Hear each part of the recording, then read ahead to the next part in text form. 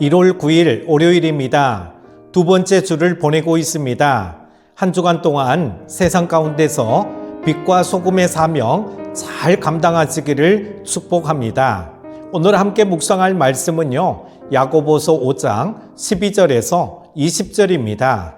내 형제들아, 무엇보다도 맹세하지 말지니 하늘로나 땅으로나 아무 다른 것으로도 맹세하지 말고 오직 너희가 그렇다고 생각하는 것은 그렇다 하고 아니라고 생각하는 것은 아니라 하여 정죄받음을 면하라.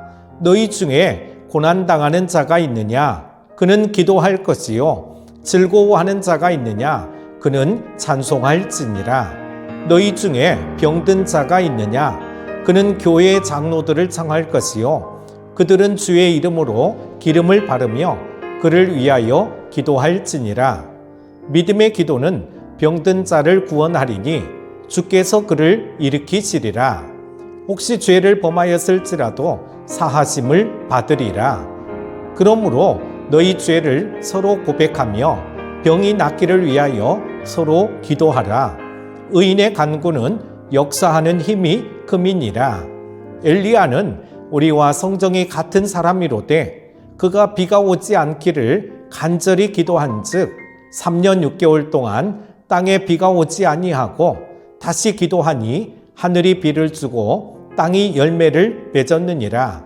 내 형제들아, 너희 중에 미혹되어 진리를 떠난 자를 누가 돌아서게 하면 너희가 알 것은 죄인을 미혹된 길에서 돌아서게 하는 자가 그의 영혼을 사망에서 구원할 것이며 허다한 죄를 덮을 것임이라. 아멘. 온갖 부조리와 죄악이 난무하는 세상 가운데 우리들은 하나님의 공의가 임할 것을 기대하며 살아가야 합니다. 야고보는 우리가 이 세상을 살아가는 동안 그 괴로운 시간이 흘러가도록 가만히 버티는 것이 아니라 간절히 기도하고 서로 돌아보며 인내의 소망을 이룰 것을 주문하고 있습니다. 그리스도 안에 있는 신자들에게도 시험은 반드시 찾아옵니다. 야고보 사도는 우리들이 언제든지 닥칠 수 있는 이러한 시험에 관해 중요한 대비책을 권고해 줍니다. 교회에 병든 시험에 대비하기를 원했습니다. 사도는 예상할 수 있는 두 가지가 있을 때와 그릇된 교리로 인해 진리에서 이탈한 지체를 발견했을 때 우리는 어떻게 해야 하는지 말해주고 있습니다. 먼저 질병에 걸린 성도를 위해서죠. 고난 중에 있는 성도가 취해야 할 가장 중요한 일은 무엇보다 기도하는 것입니다. 특히 야고보 사도는 질병의 치유를 위해 교회의 지도자들에게 중보 기도를 부탁하도록 권면합니다. 그 이유는 무엇일까요? 그것은 하나님이 교회 공동체가 서로를 가족으로 받아들이기를 원하시기 때문입니다. 그리고 우리가 서로의 짐을 함께 짐으로써 주님이 명령하신 사랑의 법을 성취하는 기회로 삼아야 하기 때문입니다. 하지만 이러한 권면에도 불구하고 어떤 사람들은 자신의 연약함을 다른 사람들에게 노출시키기를 주저하기도 하고 남에게 개인적인 문제로 부담을 주기를 미안해하기도 합니다. 하지만 믿을 만한 교회 지체들과 함께 기도하는 것은 육체의 질병을 치유할 뿐만 아니라 영적 문제를 해결하는 은혜의 기회일 수 있습니다. 모든 질병이 죄의 결과는 아니지만 때로는 죄의 문제로 질병이 발생하기도 하는 것입니다. 그렇다면 우리는 병든 지체를 돕기 위해 어떤 준비를 해야 할까요? 우리는 병든 자가 다가와 죄를 고백할 때 하나님의 용서를 위해 기도할 수 있는 성숙한 신앙을 지녀야 합니다. 그리고 육체의 문제와 함께 영적인 필요를 보는 안목을 갖도록 우리 자신을 위해 기도해야 합니다. 무엇보다 병들고 어려움에 빠진 지체를 향한 따뜻한 마음을 가져야 합니다. 우리가 준비된 만큼 하나님은 우리를 통해 병든 자가 회복되는 역사를 일으켜 주실 것입니다. 두 번째는 진리에서 이탈한 지체를 위해서입니다. 진리에서 떠나 그릇된 길로 가는 지체를 보는 것은 참으로 고통스러운 일입니다. 야고보 사도는 앞에서도 살아있는 믿음과 죽은 믿음에 관해 가르쳤습니다. 야고보 사도는 하나님의 자녀가 되었음에도 삶에서는 어떤 열매도 맺지 못하고 살아가는 죽은 믿음, 그릇된 믿음에 대해 책망했습니다. 그것은 아마도 그의 교회 안에 진리를 벗어나 그릇된 길에 서 있는 지체들이 있었기 때문일 것입니다. 야고보 사도는 그러한 사람들을 돌아서게 하라고 말씀하고 있습니다. 그렇다면 진리에서 떠나 있는 지체를 돕기 위해 우리는 무엇을 준비해야 하겠습니까? 무엇보다 우리가 먼저 하나님의 진리로 무장되어 있어야 합니다.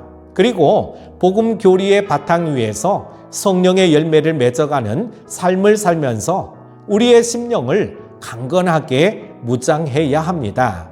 그와 동시에 교회 공동체 안에 있는 믿음이 연약한 지체들에게 애정어린 관심을 가져야 합니다.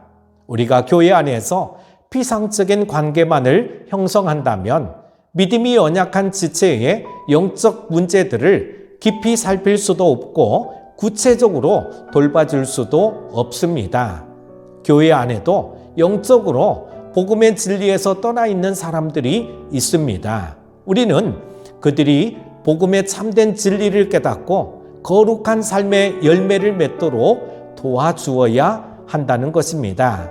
예수님은 잃어버린 한 마리의 양을 소중히 여기시는 선한 목자이십니다. 우리는 그 마음으로 복음의 진리에서 이탈된 그들 역시 우리가 돌아보아야 할 소중한 영혼임을 잊지 말고 그들을 돕는 일에 헌신해야 하는 것입니다.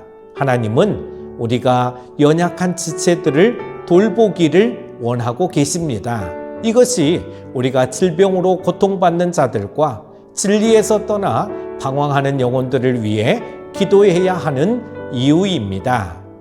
이를 위해 영적 성숙을 이뤄가도록 훈련하고 준비하십시오.